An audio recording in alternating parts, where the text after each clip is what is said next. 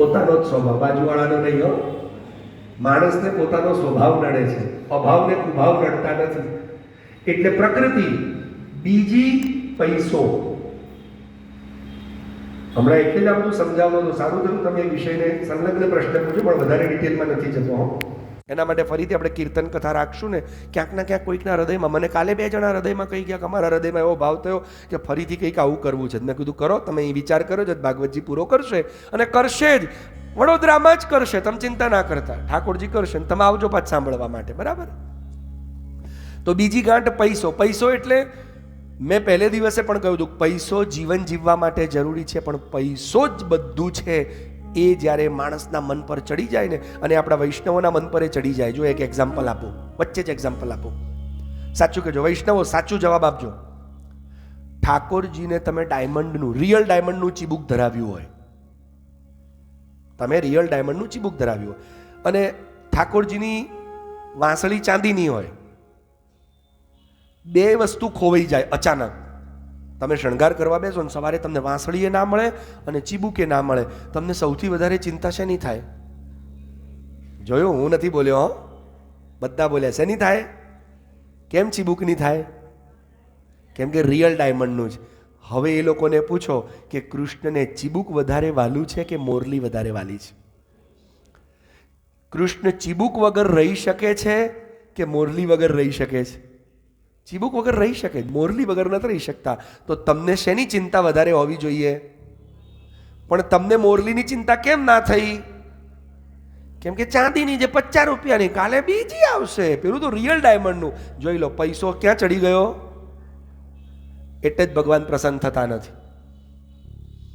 આપણને ભગવાન વાલા નથી, પૈસો વધારે વાલો છે. અમે હમણાં જ બતાવી દીધું, અને હું નથી બોલ્યો, બધા બોલ્યા અમને ચીબુકની ચિંતા વધારે થાય. તમે ઠાકોરજીને લઈને જાઓ ને, ઝાંપીજીને લઈને લોકો, આ તો સાચું કહું, નાનપણથી પ્રવાસ જ કર્યો છે, ટ્રેનોમાં, ફ્લાઇટોમાં, ગાડીઓમાં. એટલે આવું જ જોજો કર્યું. વૈષ્ણવ ટ્રેનમાં લઈને જાય ને ઝાંપીજી, તો એક બેનને બોલતા સાંભળ્યા, જરા ધ્યાન રાખજે ઝાંપીજી હો, માં ચાંદીના જારીજી ને પેલા બંટાજી છે ને વેણું સોનાની છે, જોજે કોઈ સૂતે વખત ધ્યાન રાખજે. ઠાકોરજી છે એવું કોઈ બોલતું નથી, ઠાકોરજીનું ધ્યાન રાખજે. ચાંદીની જારી, સોનાની જારી છે. આપણું ધ્યાન સોનાની ચાંદીની ઉપર જ છે, કૃષ્ણ ઉપર નથી. આ એટલે પૈસો. બીજી ગાંઠ કઈ? તમારા જીવનમાંથી પૈસાનું મહત્વ ઘટી જાય ને, એટલે પૈસાને પ્રાયોરિટી ઉપર ના રાખો, એટલે તમારા જીવનમાં પણ મોરલીના સૂર વાગવા માંડે. એનું બીજું કાણું. ત્રીજું કાણું પતિ પત્ની આસક્તિ, સાંસારિક કામ સુખોપભોગની આસક્તિ. ચોથું કાણું પુત્ર પુત્રાદિ સંતતિની આસક્તિ. પાંચમું કાણું, પહેલું કયું તું? પ્રકૃતિ, પૈસો, પતિ પત્ની, પુત્ર પુત્રાદિ. હવે પાંચમું આવે છે, કયું ખબર છે? પરિવાર, મારો પરિવાર. હવે આમ જોવા જઈએ તો આ કથા કોની છે? પથરા પરિવારની, કૃષ્ણ પ્રિયા મહિલા મંડળ. એટલે હું એવું માનું છું કે અહીંયા જેટલી બેઠી છે બધી કૃષ્ણ પ્રિયા જ છે, ખરું કે નહીં? પછી કઈ મૂછ વાળી હોય તો એ કૃષ્ણની પ્રિયા, અને મૂછ વગરની હોય તો એ આપણે બધા કૃષ્ણની પ્રિયાઓ જ છીએ ને.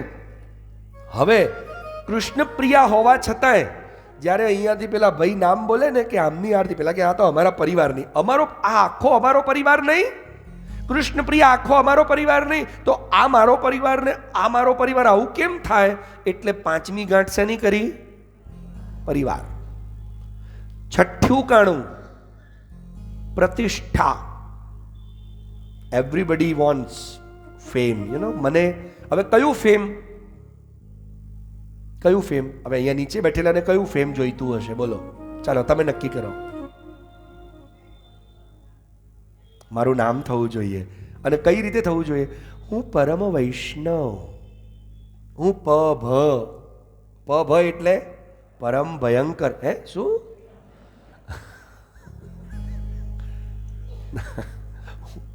એટલે અમારા ગુરુજી તેમજ કે પ ભ થી બચીને રહેવું.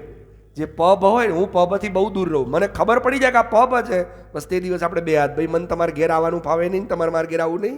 પ ભ થી આપણને બીક લાગે છે, કેમ કે પ ભ એટલે પરમ ભયંકર. કેમ કે પરમ ભયંકર એટલે જેને પ્રખ્યાતિની ઈચ્છા છે, નામ થવું જોઈએ. અરે એમ થોડી કથા કરીએ છીએ તો નામ થવું જોઈએ ને, નામની ઈચ્છા જ નથી, કથા આવશ્યક છે. મને જસુ માસીએ બહુ સરસ કહ્યું કે આ અમારા પરિવારની કથા છે અને તમે પણ મારા પરિવારના છો. અને મને ખરેખર 2015થી એક માં જેવો જ સ્નેહ આપે છે. એક માં કેવું બાળકને સ્નેહ રાખે એવો જ સ્નેહ મારા માટે. મારા પિતાજીને કોઈ તકલીફ પડી કે એમનો સ્વર્ગવાસ થયો ત્યારે સૌથી પહેલા આવનાર કે ફોન કરનાર એ જ હતા. તો આવો સંબંધ રાખે છે. તો માં જેવો કે ઘરના પરિવારના, મન કે તમે પણ આપણા પરિવારના છો ને મારા પરિવારની કથા. તો આપણે ક્યાંય બેનર નથી મારતા, આપણે પત્રિકા નહીં છપાઈએ, ચાલે કંઈ મોટા હોર્ડિંગ્સ નથી મારતા, મેં કાંઈ નહીં. આપણે તો કૃષ્ણનું નામ લેવું છે. જેને કૃષ્ણ સાંભળવો હશે વગર હોર્ડિંગ્સે આવશે. જોઈ લો, આ વગર હોર્ડિંગ્સે આવેલા બેઠેલા આ બધા કૃષ્ણના પ્રેમીઓ છે કે નહીં? વગર હોર્ડિંગ્સે. હોર્ડિંગ્સે ખાલી પબ્લિક ભેગી થાય, હોર્ડિંગ્સથી ભીડ ભેગી થાય અને ભીડ સાથે એક શબ્દ જોડાયેલો છે. કયો? ભીડ ભાડ. આપણે ગુજરાતીમાં શબ્દ છે ભીડ ભાડ. ભીડ ભાડ એટલે ભીડ હંમેશા ભાડમાં જ જાય. અને એટલે ઇન્ડિયન પિનલ કોડ, ભારતીય કાનૂન વ્યવસ્થા એવું કહે છે કે જ્યાં ભીડ હોય ને, ભીડ કોઈ ગુનો કરે તો એના નામ પર કોઈ દિવસ FIR દરજ થતી નથી. થાય છે કેમ? કેમ કે ભીડની પાસે શું નથી હોતું? શું નથી હોતું? મગજ. ભીડને મગજ નથી હોતું, આવું આપણું કાનૂન કે છે, ભારતીય સંવિધાન. તો મારે ભીડ નથી જોઈતી. મેં કીધું આપણો પરિવાર જો અગર ક્વોલિટી વાળો છે તો આપણે ક્વોન્ટિટીની ચિંતા નથી કરતા, પણ અહીંયા તો ક્વોલિટી અને ક્વોન્ટિટી બંને પૂરા થઈ ગયા. આ કૃષ્ણનો પ્રેમ ને કૃષ્ણની કૃપા જ છે ને, આને જ કૃષ્ણ પ્રિયા કહેવાય. તો છઠ્ઠું કાણું શેનું છે? શેનું છે? પ્રતિષ્ઠા. કોઈ પણ પ્રકારની પ્રતિષ્ઠા. જે લોકો નાથદ દ્વારા જઈને ઠાકોરજીનો પલ્લાનો મનોરથ કરાવતા હશે ને, સાચું કહેજો, એમનું ધ્યાન ઠાકોરજીના પલ્લામાં હોય છે ખરું? તમે જોજો. કેમ કે એણે કંઈ મનોરથ કરાયો, રાજભોગ કરાયો કે પલ્લા કરાયો, કંઈ પણ કરાયું નાથ દ્વારા જઈને, એટલે એને સ્પેશિયલ આગળ પેલી એક ગલી હોય, એમાં એને દર્શન કરવાનો લાવો મળે. તમે જોજો. હવે પેલો ઊભો હોય ક્યાં? આગળ, શ્રીનાથજીથી નજીક, પણ એનું ધ્યાન ક્યાં હોય? આજે આપણું જ છે. અલ્યા તું આગળ જો ને, પાછળ શું જોવે છે? પણ એ પાછળ કેમ જોતો હોય? આજે મારું છે, આવો આપણે આજે VVIP. આ જ અહંકાર, આ જ પ્રતિષ્ઠા એને કૃષ્ણમાં. અને પાછો શું કે આજે તો મારો રાજભોગ છે. સાચી વાત છે, તારો જ રાજભોગ છે. કૃષ્ણ તો રાજભોગ આરોગવાનો જ નથી, તું જ ખાજે બેઠો બેઠો. કેમ કે તારી અંદર કૃષ્ણનો ભાવ ક્યાં છે? અહંકારનો ભાવ છે. એટલે પ્રતિષ્ઠા. અને સાતમી ગાંઠ પરલોક. સાતમું કાણું શેનું છે? તમારે કથા સાંભળીને ક્યાં જવું છે? બધા કે સ્વર્ગમાં જવાય. તમારી વાત નથી કરતો, પણ જનરલી લોકો શું વિચાર કરે? અરે જિંદગીમાં ભાગવત સાંભળીએ ને તો આપણને એને વૈકુંઠ મળે. ઘણા લોકો એકાદશી કરે તો શું કે આજે એકાદશી કરીએ તો વૈકુંઠ. આ બધાને વૈકુંઠ જ પામવું. આ બધા ડોસીઓના ભજન છે. હો, અમારી બાના જમાનાનું ભજન છે. આજે એકાદશી કરીએ તો વૈકુંઠ પામીએ. આજે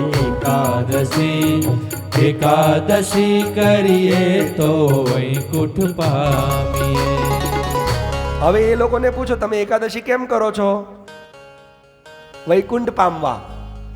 કોઈ કથા કેમ સાંભળે છે? તો કે સ્વર્ગ પામવા, મુક્તિ મેળવવા. આ બધી ઈચ્છાઓ છે ને, ત્યાં સુધી કૃષ્ણ મળે નહીં.